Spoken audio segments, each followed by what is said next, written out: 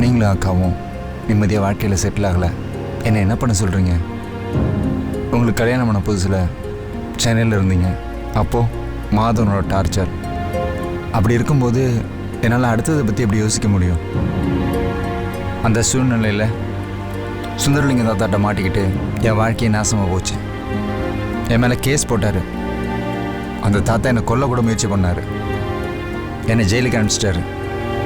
நான் அரிசிலரில் ஏறி இந்த ஊரை விட்டே ஓடிலான்னு கூட நினச்சிருக்கேன். அப்படிலாம் இருந்திருக்கும்போது என்னால் வேறு எதையுமே நினைக்க முடியல. இப்போ தான் மாமா கொஞ்சம் லைஃப்பில் செட்டில் ஆகிருக்கேன். சொந்தமாக கம்பெனி ஆரம்பித்து பணம் காசுலாம் சம்பாதிக்க ஆரம்பிச்சிருக்கேன். இப்போ தான் கொஞ்சம் நிம்மதியாக இருக்கேன். இனிமேல் தான் அக்காங்களோட கல்யாணத்தை பற்றி யோசிக்கணும். சரி, நீ எப்போ கல்யாணம் பண்ணிக்க போகிற? உனக்கு தான்ப்பா கல்யாண வயசாச்சு. அவங்களுக்கெல்லாம் சீக்கிரம் முடிச்சுட்டு நீயும் கல்யாணம் பண்ணிக்கிற வழியை பாரு. பார்க்கலாம் அம்மா. ஆமாம், இந்த விஷயத்த சொல்கிறதுக்கு தான் கூப்பிட்டு வந்தியா? இல்லை மாமா, இன்னொரு முக்கியமான விஷயம் இருக்குது. அது சஸ்பென்ஸ். என்ன எதுன்னு நான் சொல்கிறேன். சஸ்பென்ஸா? அப்படி என்ன இப்போ சஸ்பென்ஸு? வாங்க சொல்கிறேன்.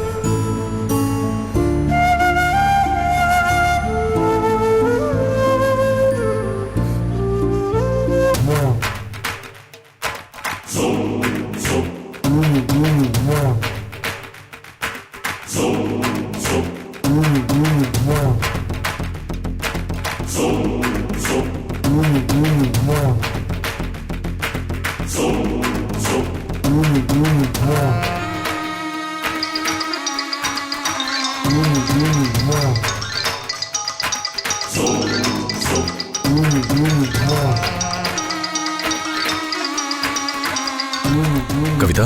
ஹலோ மாதவன், என்ன நடக்குதுங்க? அந்த ஆள் திரும்ப போன் பண்ணானா? பண்ணாம இருப்பானா? 10 லட்சம் ஆச்சு கவிதா. நான் டேபிள் மேல பணம் வச்சிருக்கிறது அவனுக்கு எப்படியா தெரிஞ்சிருக்கு. டேபிள் மேல ஒரு ஜவுளி கடை பெட்டி இருக்கு. அந்த பெட்டியில எல்லா பணத்தையும் அடிக்கிட்டு வெயிட் பண்ணுன்னா நானும் வெயிட் பண்ணிட்டு இருக்கேன். சரி, நீங்க கவலைப்படாதீங்க. நான் எல்லா ஏற்பாடையும் பண்ணிருக்கேன்.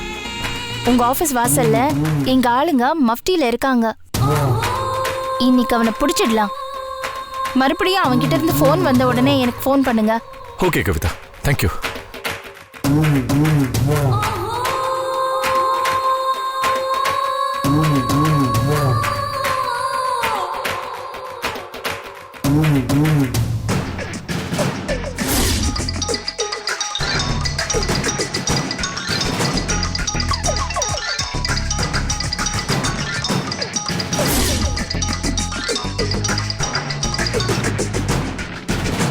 ஹலோ. பணத்தை எடுத்துட்டு கார்ல கிளம்பி வா. கிளம்புனா எங்க வர்றது? நீ காருக்கு வா. எங்க வரணும்னு உனக்கு எஸ்எம்எஸ் அனுப்புறேன். அது இல்லைங்க.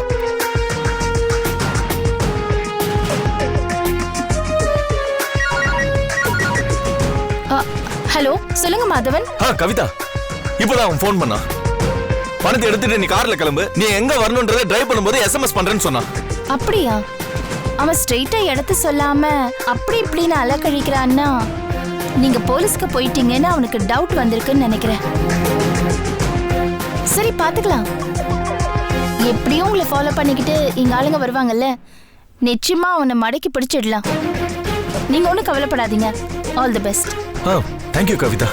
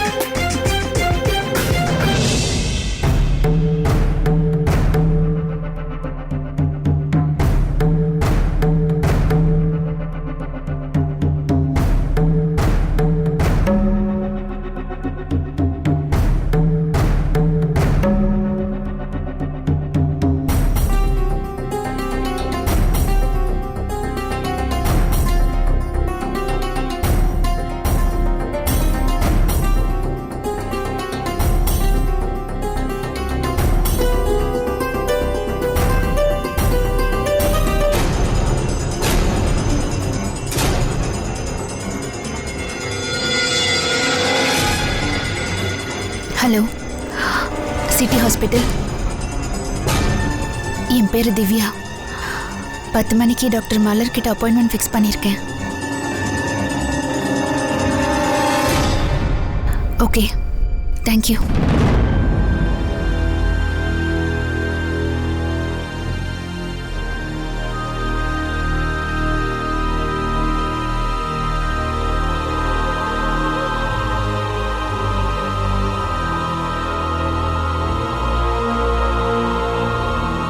திவ்யா, அப்பா உங்ககிட்ட பேசலாமா? கொஞ்சம் வரியா? வரேன்.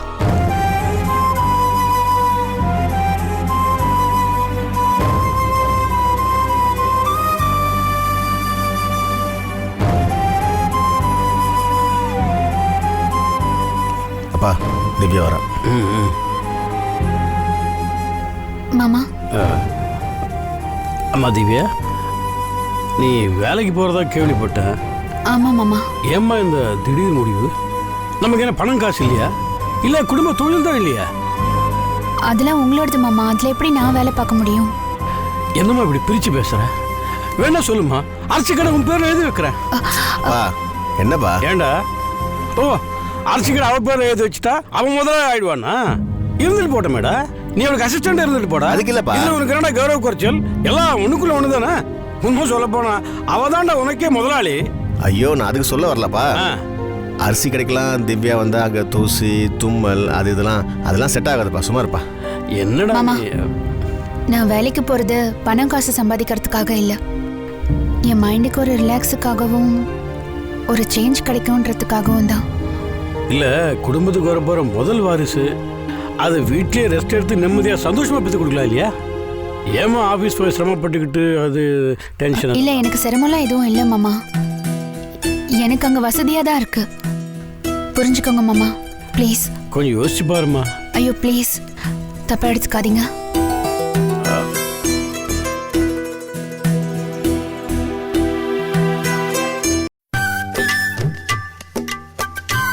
எம்மாடி, நீ இன்னும் வீட்டுல தான் இருக்கியா? எங்க வேலைக்கு கிளம்பி போற போறியோன்னு நாங்க பரபரன்னு ஓடியாரோம். நாங்க அம்மன் கோயில் போனோமா, அங்க வடநாட்டுல இருந்து ஒரு சாமியார் வந்திருக்காரு. அவரு கல்யாணம் ஆகாத பிள்ளைகளுக்குலாம் ஒரு பூவை கொடுக்கறாரு, கல்யாணம் ஆகி ஒன்ன மாதிரி உண்டான பிள்ளைகளுக்குலாம் ஒரு தீர்த்தம் கொடுக்கறாரு. அதனாலதான் நான் உனக்கு இதை வாங்கிட்டு வந்தேன். குழந்தைக்கு ரொம்ப நல்லது, குடிமா. எனக்கு இதுலலாம் நம்பிக்கை இல்ல அத்தை. நீ இந்த மாதிரி சொல்வன்னா எனக்கு தெரியும். அதனாலதான் உன் பேரையும் உன் புருஷன் பேரையும் சொல்லி உனக்காக பிரசாதம் கூட கேட்டு வாங்கிட்டு வந்திருக்கேன் தெரியுமா? நான் இப்பதான் டிஃபன் சாப்பிட்டேன் அத்தை, வேண்டாம். இந்த பாரு, இது உனக்காக இல்ல, உன் வயித்துல வளர்ற என் பேரனுக்காக. ஆமாமா, பிரசாதத்தை வேண்டான்னு சொல்லாதம்மா. கோயில்ல எவ்வளவு கூட்டம் தெரியுமாமா? கூட்டத்துல முண்டி அடிச்சு உனக்காக நான் வாங்கிட்டு வந்திருக்கேன். சித்தப்பா, எனக்கு ஏற்கனவே வாந்தி வர மாதிரி இருக்கு சித்தப்பா, ப்ளீஸ். எம்மாடி, நீ வாந்தி எடுத்ததுனாலதானே அத்தை உனக்காக இதெல்லாம் வாங்கிட்டு வந்தேன். குழந்தைக்காக தானே, நல்லது சாப்பிடு. ஐயோ, எப்ப பார்த்தாலும் குழந்தை குழந்தை குழந்தைன்னு. தயவு செஞ்சு நான் சொல்றதை நல்லா புரிஞ்சுக்கோங்க. திவ்யா,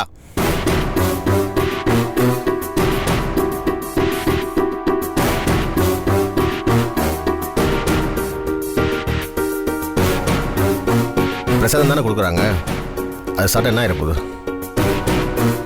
என்ன இங்க நின்று சாப்பிட வேண்டாம், வாங்கிக்கிட்டு ரூமுக்குள்ள போய் ஆறாம சாப்பிடலாம்ல. வாங்கிக்க திவ்யா, போய் ரூம்ல போய் சாப்பிடு. இந்தா.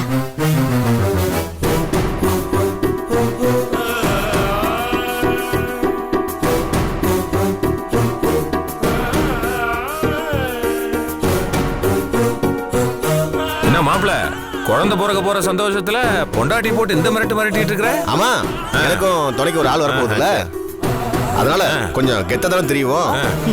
எப்படியோ என் மருமவ பிரசாதத்தை சாப்பிட்டா சரிதான். ஏமா, நீ அவளை போட்டு தொந்தரப்படுத்திட்டு இருக்க? உனக்கு வேணும்னா நீ வாங்கி சாப்பிட வேண்டியதானே? அவ சாப்பிடறதும் சாப்பிடாம இருக்கிறதுக்கும் நீ என்ன முடிவு பண்ணிட்டு இருக்க? அதில் இங்க பாரு, ஒன்னால தான் இந்த வீட்டுல தேவையில்லாம பிரச்சனை எல்லாம் வந்துட்டு இருக்கு. பாருடா, நீ என்னைய எவ்வளவு வேணாலும் திட்டிக்க, இல்ல அவ என்ன தப்பா எடுத்துக்கிட்டாலும் அதை பத்தி எனக்கு கவலை இல்ல. அவ வயித்துல வளர்றது இந்த வீட்டோட வாரிசு, அது நல்லா இருக்கணும்னு நினைக்கிறதுல ஒண்ணும் தப்பே கிடையாது. இந்த பாருங்க, உங்க பிள்ளை என் பாசத்தை பிரச்சனைன்னு சொல்லிக்கிட்டு இருக்கான். ராஜா, நம்ம குடும்பத்துக்கு நீ ஒருத்தந்தாண்டா வாரிசு. ரெண்டாவது குழந்தை பெத்துக்க அப்ப உங்க அம்மா உடல் நல்ல இடம் கொடுக்கல. அதனால நிறைய குழந்தை பெற்றுக்கணும் எங்களுக்கு ஆசையா இருந்தாலும் எங்க தலையத்தை இவ்வளவுதான் சொல்லிட்டு ஒரே குழந்தையோட நிப்பாட்டிட்டோம். ஆனா இப்போ வரப்போற பேரன் ரூபத்துல அதுக்கு விமோச்சனம் கிடைக்க போகுதுடா. உங்க 2 பேரோட ஜாதகத்தையும் நம்ம குடும்ப ஜோசிக்கிட்ட போய் காட்டினேன். நம்ம சொத்து வழிக்கு வேற 10-15 வருஷமா இழுத்துக்கிட்டே போகுது. ஊர்ல எனக்கு தலை காட்டவே முடியலடா. இப்போ வரப்போற வாரிசு ரூபத்துல அதுக்கு எல்லாத்துக்கும் தீர்வு கிடைக்க போகுதுன்னு ஜோசியர் சொன்னாரா. அதனால நாங்க ரொம்ப நம்பிக்கை வச்சிருக்கோம்டா. எவ்வளோ கனவெல்லாம் கண்டுட்டு இருக்கோம். இப்போ ஏதோ திவ்யா கோமா இருக்கா போல் இருக்கு. நீ எப்படியோ சமாளிச்சு பேர குழந்தை பத்தி எங்க கையில கொடுக்குற, அது உன்னோட பொறுப்பு. ஏண்டி நான் சொன்ன சரிதானா? இவன் இப்படிலாம் சொன்னா ஒன்னும் செய்ய மாட்டான். இவன் எண்ணமும் சிந்தனையும் எப்ப எப்படி மாறும் நமக்கு எதுவுமே தெரியாது. அதனால நம்ம பேர பிள்ளைய பெத்து நம்ம கையில கொடுப்பான்னு சொல்லி இவனை நம்ம கிட்ட சத்தியம் பண்ண சொல்லுங்க. அம்மா சும்மா இருக்க மாட்டியா? ஏண்டா சுந்தரி சொன்னது சரிதான்டா, சத்தியம் பண்ணி கொடு. அப்பா சத்தியம் எல்லாம் வேணாம்ப்பா, நான் கொஞ்சம் யோசிச்சு சொல்றேன். அது வரைக்கும் கொஞ்சம் பொறுமையா இருங்க. டேய் யோசிச்சு சொல்றியா? என்னடா சொல்ற? அப்பா திடீர்னு சத்தியம் தினம் எப்படிப்பா?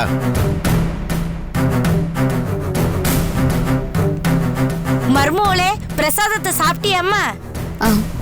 ஒரு நிமிஷம் இருமா. எப்படி தனியா போவ? ராஜா கொண்டு போய் விட்டுட்டு வாடா. இல்ல வேண்டாம், அவர் வழி வேற என் வழி வேற. என்னம்மா சொல்ற?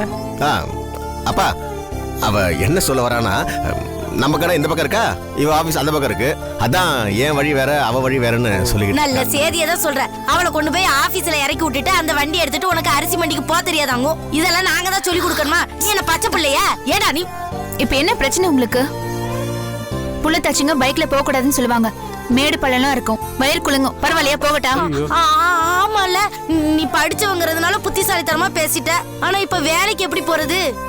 கால் டாக்ஸில போறேன். சரிம்மா, பாத்து போயிட்டு வா. என்னம்மா பாத்து போயிட்டு வரணும்மா.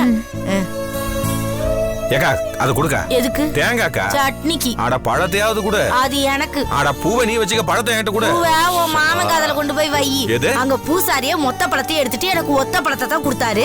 என்னதான் கேட்டாலும் ஒரே ஒரு பழம் தானே கேக்குறேன். இந்த பைக் சாவி எங்க வச்சேன்?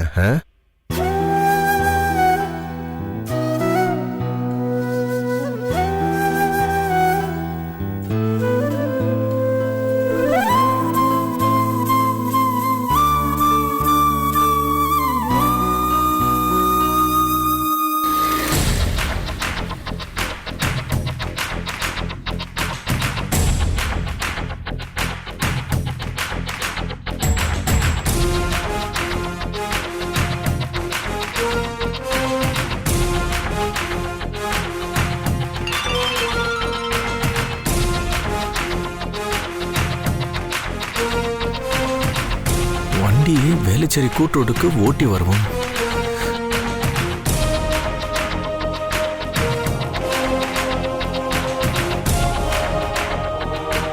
பேசாம இந்த நம்பரை கவிதாவோட நம்பருக்கு ஃபார்வர்ட் பண்ணா அவன் யாருன்னு ஈஸியா கண்டுபிடிச்சிடலாம்ல. அது செய்வோம்.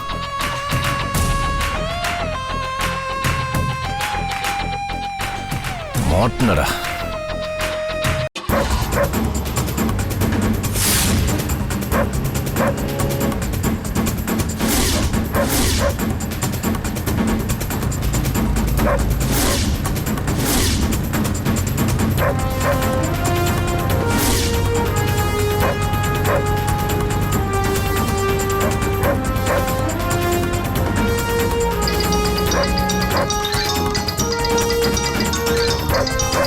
கவிதா. ஹலோ கவிதா. ஹலோ மாதவன், எங்க இருக்கீங்க? ஏதாவது தகவல் வந்ததா? கவிதா அவன் என்ன வேலைச்சேரி கூட்டுரோடுக்கு வர சொல்லி மெசேஜ் அனுப்பியிருக்கான். கவிதா அவனோட நம்பரை நான் உங்களுக்கு ஃபார்வர்ட் பண்ணிருக்கேன். அவன் யாரு என்னன்றதை உங்களால ட்ரேஸ் அவுட் பண்ண முடியுமா? நீங்க அனுப்புற நம்பரை நான் டிபார்ட்மெண்ட்டுக்கு அனுப்பியிருக்கேன். அதை ட்ரேஸ் அவுட் பண்ணிடுவாங்க. எங்க ஆளுங்க உங்களை ஃபாலோ பண்ணி வந்துட்டு இருக்காங்கல்ல? பின்னாடியே தான் என்ன ஃபாலோ பண்ணி வந்துட்டு இருக்காங்க. சரி, நானும் கிளம்பி வரேன்.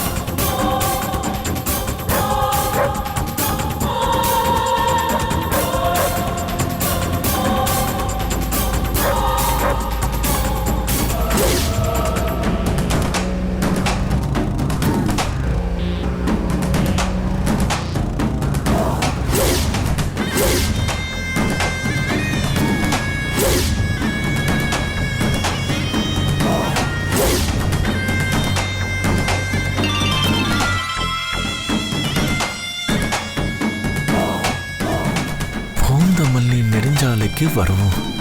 Shit. ஏய், இவன் வேற என்ன அங்க வா இங்க வான்னு அலக்கழிச்சுக்கிட்டே இருக்கான். இவன் மட்டும் என் கையில மாட்டட்டும், இந்த லாரியில் அடிபட்ட மிருகம் எப்படி சாகுமோ அதோட கேவலமா அவன் சாகணும். கவிதா கிட்ட இவன் நம்பரை கொடுத்து ட்ரேஸ் பண்ண சொன்னோமே, ட்ரேஸ் பண்ணாங்களே இல்லையா? அப்ப இதே நம்பருக்கு நம்ம போட்டு பார்த்தா செக் பண்ணுவோம்.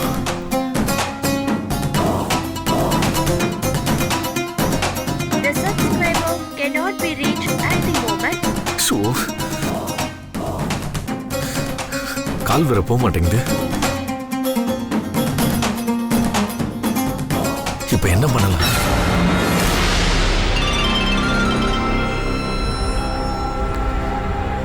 கிண்டி ரேஸ் கோர்ஸ்க்கு வர சொல்றான். என்ன நினைச்சிட்டு இருக்கான் அவன்? மஃப்டி போலீஸ் நம்மள ஃபாலோ பண்ணிட்டு தானே இருக்காங்க. அந்த தெய்வன்ற ஆசாமி மாட்டட்டும். இன்னைக்கு அவனுக்கு நான் கும்பாபிஷேகம் பண்ணாம விட போறதில்ல.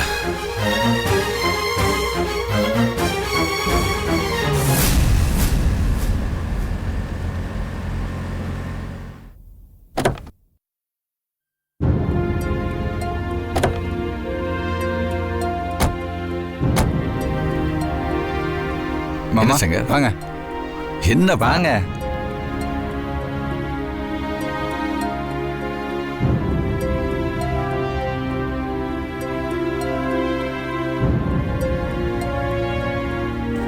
ஆமா வாங்க.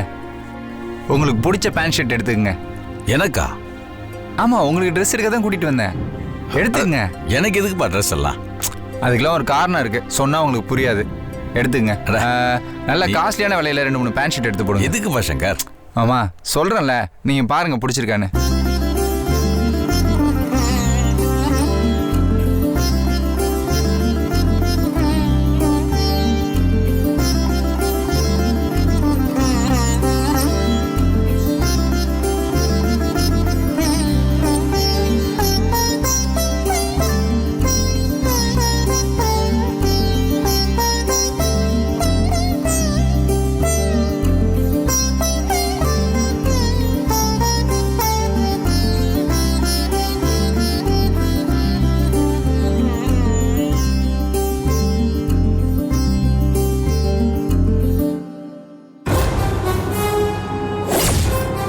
என்னப்பா சங்கர்? ஒன்றும் இல்லை, ஒரு பிஸ்னஸ் மேட்ரு. வேற ஒன்றும் இல்லை, நீங்கள் செலக்ட் பண்ணுங்க மாமா. இதுலயே வேற கலர் இருந்தா கொடுங்க.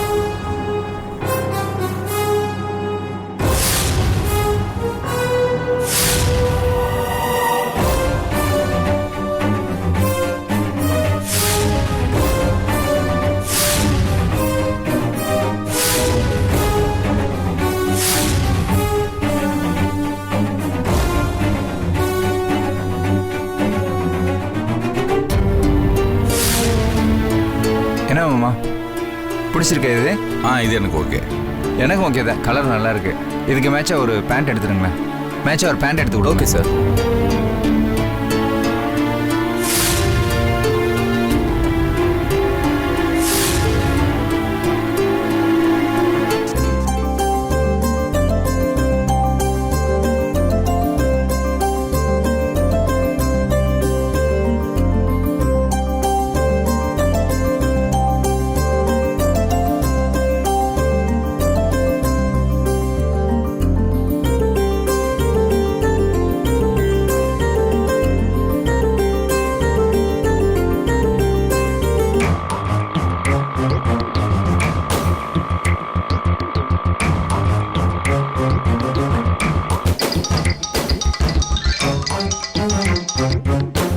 கவிதா, என்ன கவிதா அவன்? ஃபர்ஸ்ட் அவன் என்ன வேளச்சேரி கூட்ரோடுக்கு வர சொன்னான். அதுக்கப்புறம் பூந்தமல்லி ஹைவேஸ்க்கு வர சொன்னான். அதுக்கப்புறம் கிண்டி ரேஸ் கோர்ஸ்க்கு வர சொன்னான். இப்போ என்னன்னா சைதாபேட்ல ஏதோ ஸ்வீட் கடைக்கு வர சொல்றான் கவிதா. எனக்கு சென்னையை சுத்தி காட்டுறான் அவன். நான் தான் அப்பவே சொன்னேனே, அவனுக்கு போலீஸ் ஃபாலோ பண்றாங்கன்னு எப்படியோ தெரிஞ்சிருக்கு.